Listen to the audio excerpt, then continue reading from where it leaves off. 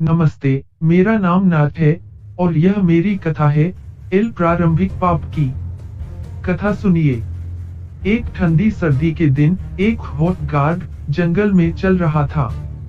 लेकिन उस सुबह उसके हृदय में एक भारी बोझ का एहसास था और उसे महसूस हो रहा था कि उसके होंठों पर बर्फ के क्षतिग्रस्त होने के कारण आत्मा का अनुभव हो रहा है। उसने एक क्षण रुका, आंखें बंद की और जमीन पर घुटनों पर गिर गया।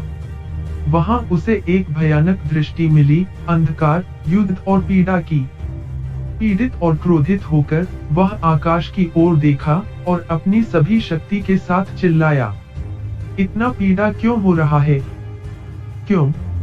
उसी क्षण आकाश अंधकारमय हो गया, बड़े पत्थर टूट गए और एक बड़े धमाके के बाद आसमान से एक बिजली गिरी जो एक पेड़ को गिरा दिया जो उसके पास था।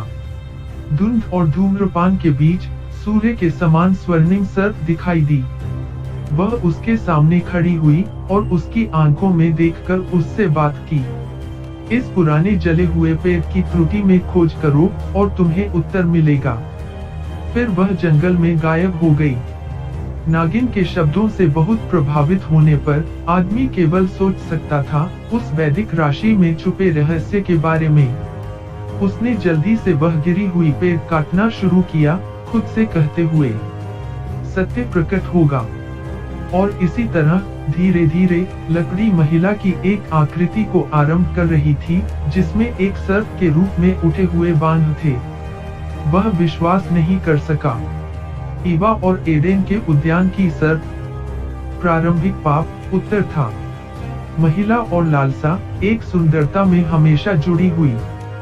हॉट गार्ड हर दिन अपनी दिव्य नृत्य की सुंदरता की प्रशंसा करता था, लेकिन उसे यह